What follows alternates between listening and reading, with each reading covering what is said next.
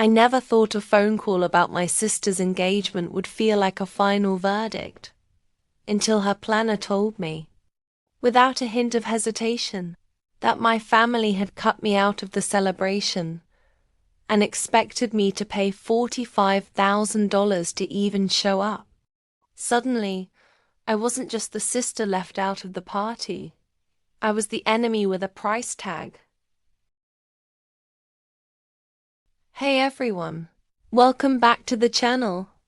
If you're new here, don't forget to hit that subscribe button and turn on the notification bell so you never miss an incredible story like this one. When I first got the call from my sister's engagement planner, I was sitting on the couch with my phone in hand, half watching a rerun of some old sitcom. The voice on the other end was sharp, businesslike, and not the one I expected to hear. "This is Marissa, your sister's engagement planner," she said. "I need to talk to you about the family's decision." My stomach tightened. I'd never met Marissa in person, but my sister had been raving about her for months. This was supposed to be the happiest time of my life. The celebration of my sister's engagement, a grand event that our family had been planning for what felt like forever. But the way Marissa's tone held a cold edge told me this wasn't about a pretty event setup or the color of the napkins. "I'm sorry to hear that," I said, trying to keep my voice steady. "What decision?"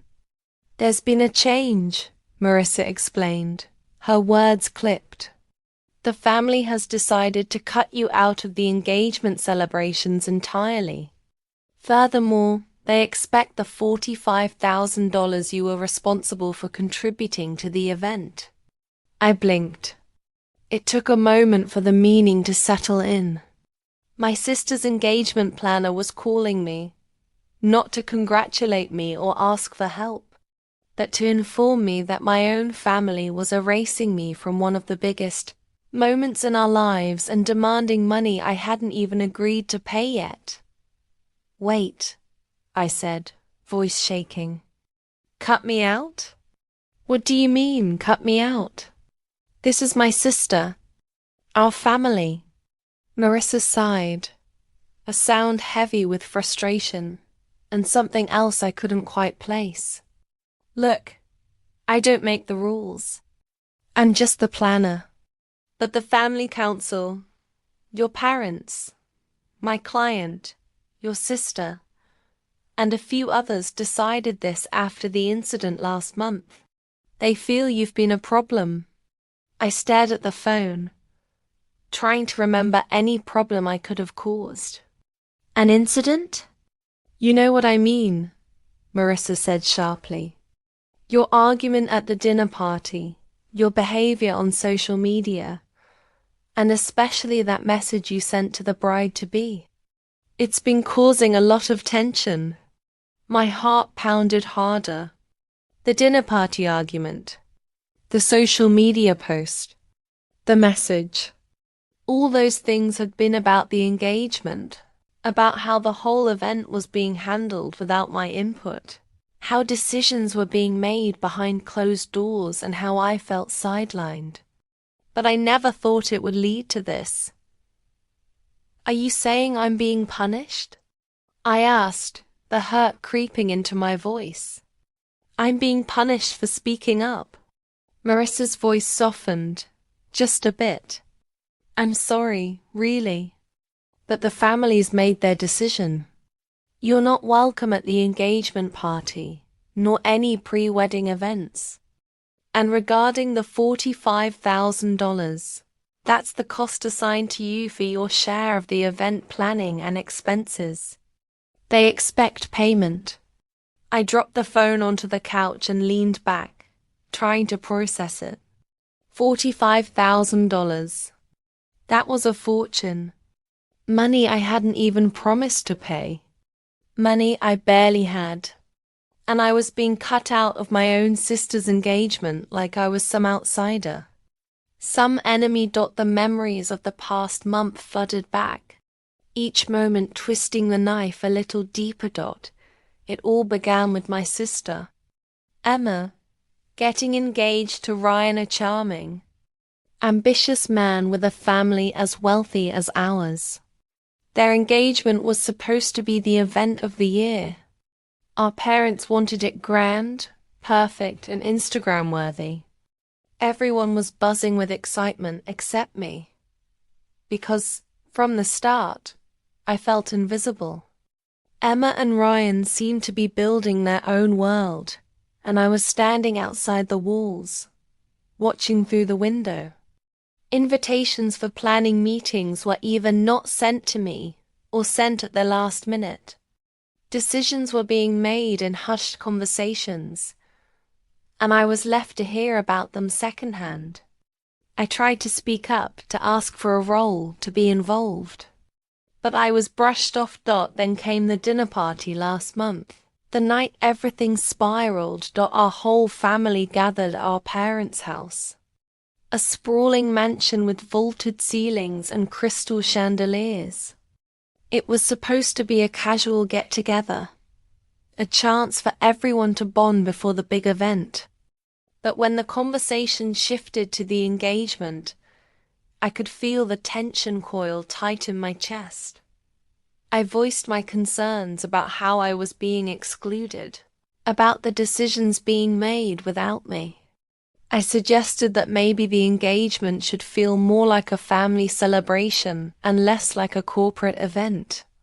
Maybe I could help plan, coordinate, or even just be part of it in a meaningful way.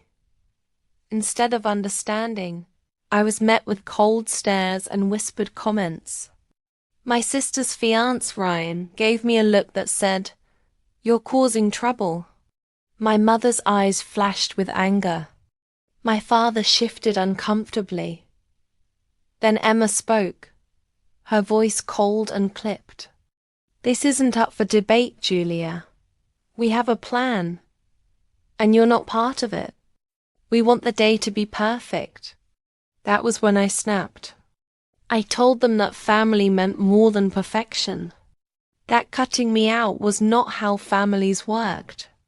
The argument escalated, voices rising, old grievances resurfacing. I left that night feeling more isolated than ever. A week later, I made the mistake of venting on social media. I posted a vague, hurt message about feeling sidelined and invisible during my sister's engagement. I didn't name names, but it wasn't hard for people to connect the dots. The post spread through our social circles like wildfire. Then came the message to Emma. I'd sent her a heartfelt text, telling her I loved her, that I wanted to support her, and that I hoped we could find a way to fix this. I wanted to reach out, to bridge the gap. Instead, it backfired. Emma forwarded my message to our parents, adding a note about how she felt betrayed and disrespected. That was the final straw. Marissa's call confirmed what I'd feared. My family had officially shut me out. The $45,000 was their way of saying, "You can't be part of this event unless you pay for it." I felt like I'd been punched in the gut. I tried calling my parents, my sister, even Ryan. No one picked up or returned my calls. My texts went unanswered. Days passed. The silence was deafening. Then one afternoon, Marissa called again. "I wanted to give you a chance to talk," she said, "to understand your side." I swallowed my pride and poured out everything, the feeling of exclusion, the hurt, the longing to be part of something that was supposed to unite us. She listened. For once, someone did. After that, things got complicated. Marissa told me the family was holding a meeting sooner. Final decision on whether I could be allowed back in. And under what conditions. I knew I had to act fast. I reached out to old family friends, seeking advice. I talked to a counselor to process my feelings. I even considered offering to pay part of the $45,000, hoping it would show I was serious about reconciliation. But nothing seemed to change the cold distance from my family. The night before the meeting, I sat alone in my apartment, scrolling through old photos of Emma and me, childhood memories, birthday parties, vacations.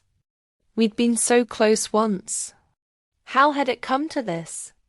I debated sending one last message to Emma, something honest and raw, but I hesitated, unsure if it would help or hurt. The next day, I got a text from Marissa. "The family has made their decision," it read. "They're willing to meet you halfway.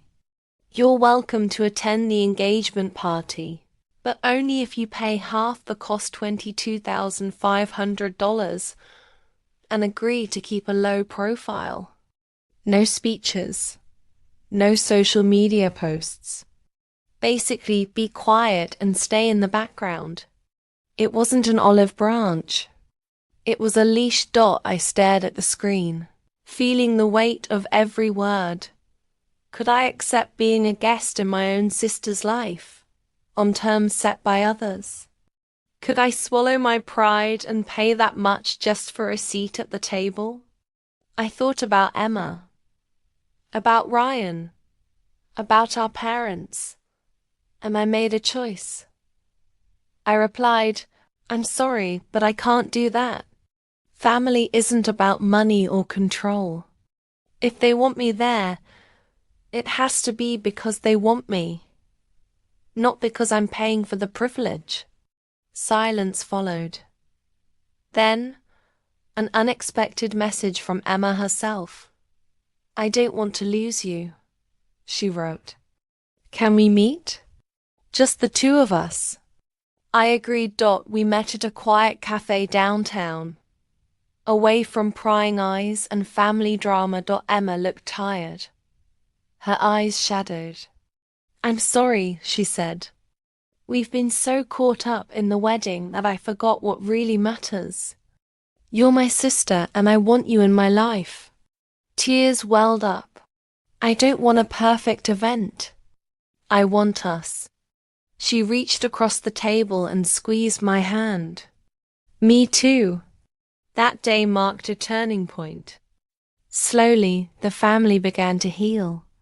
The $45,000 disappeared from the conversation. The engagement party was still grand, but I was there not as an outsider, but as family. It wasn't easy. Trust had to be rebuilt.